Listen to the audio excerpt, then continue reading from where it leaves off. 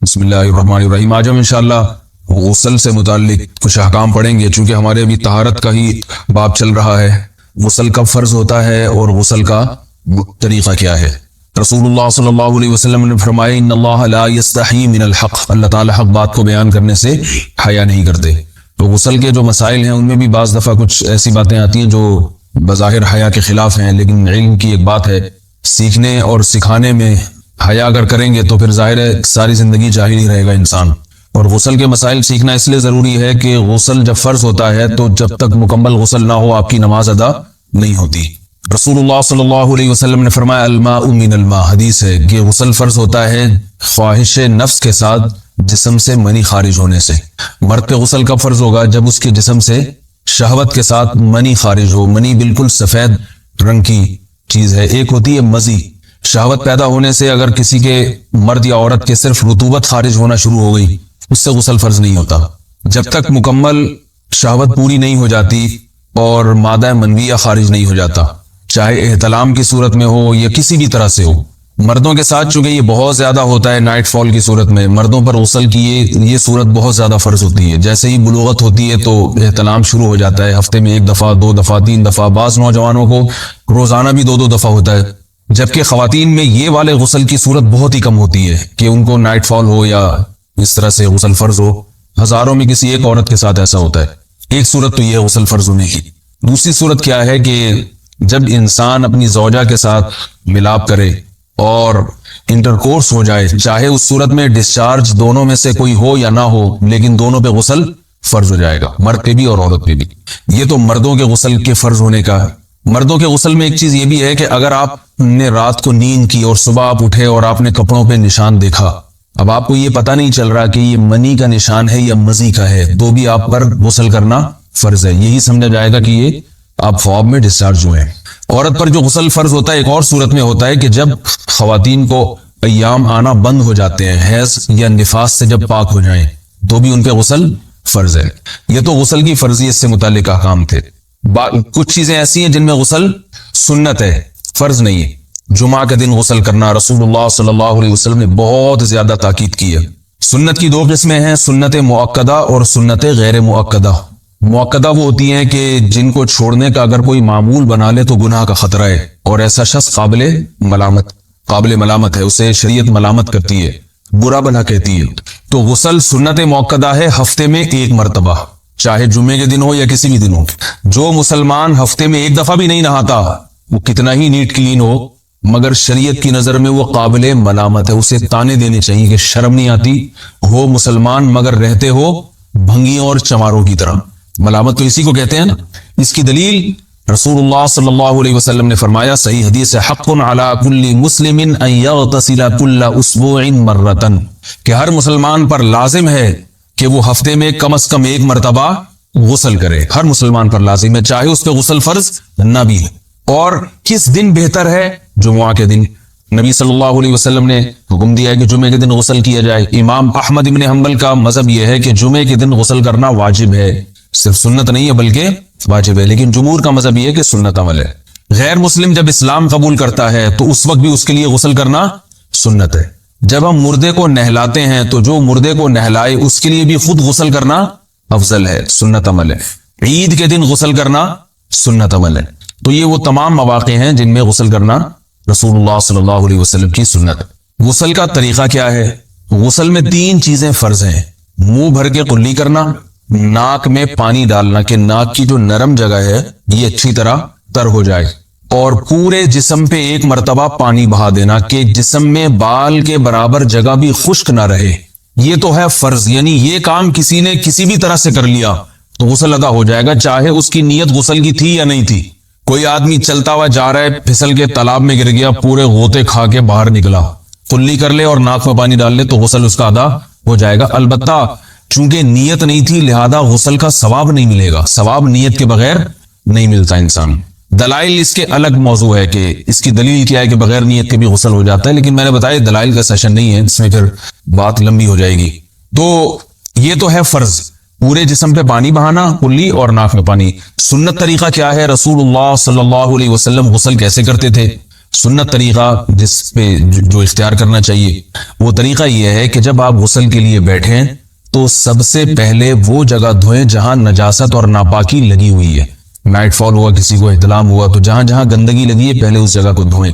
استنجا کریں, شرمگاہ کو دھوئیں اچھی طرح. سمجھ رہے ہیں بات کو؟ اس کے بعد ہاتھ دھوئیں اور مکمل وضو کریں جیسے ہم عام حالات میں وضو کرتے ہیں. مکمل وضو کرنے کے بعد دائیں کندھے پہ پانی ڈالا, لیفٹ سائڈ پہ پانی ڈالا. پہلے زمانے میں تو چلو سے غسل ہوتا تھا, ہاتھ دھو لیے تو اب چلو سے پانی لے کے یہاں ڈالا جا رہا ہے, چلو سے پانی لے کے یہاں ڈالا جا رہا ہے, پورے جسم پہ ملا جا رہا ہے, اور چلو سے پانی لے کے 3 دفعہ سر پہ ڈالا جا رہا ہے. تو آج کل چلو الو تو ہے نہیں, شاور کے نیچے جا کے کھڑے ہو جاتے ہیں. تو اس میں یہ کہ شاور کھولے کھڑے ہو جائیں, سارے چلو اس میں خود بخود ہی ہو جائیں گے, پورے جسم پہ پانی بہ جائے گا.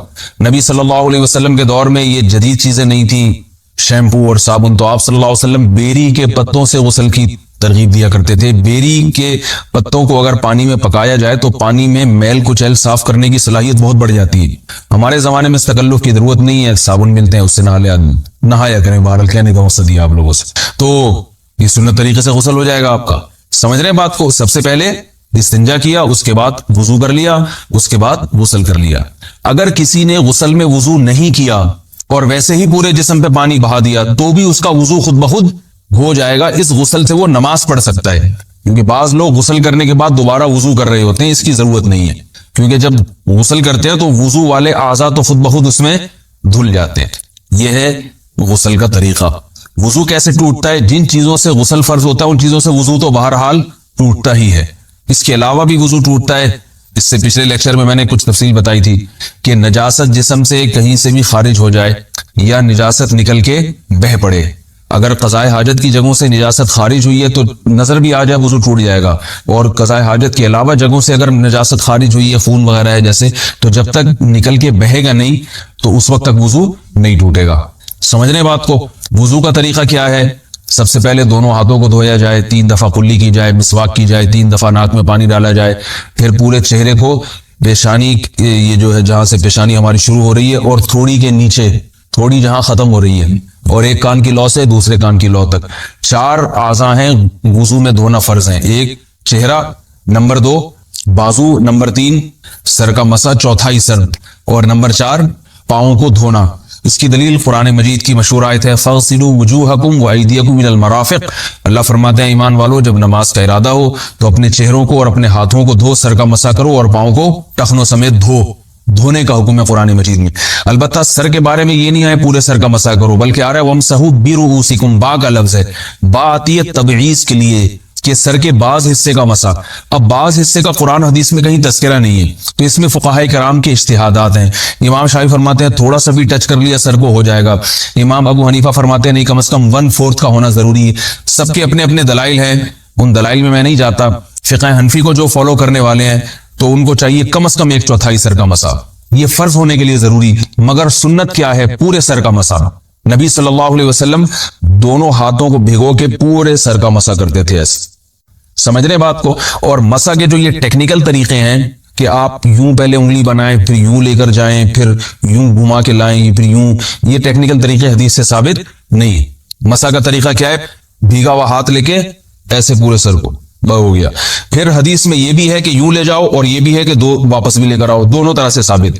تو ایسے بھی کر سکتے ہیں کہ یوں لے جائیں, اور ایسے بھی کر سکتے ہیں لے کے جائیں اور پھر واپس بھی لے آئیں, دونوں طریقے جائز ہیں. لیکن کم از کم سنت اتنی ہے کہ پورے سر کا مسا ہونا چاہیے.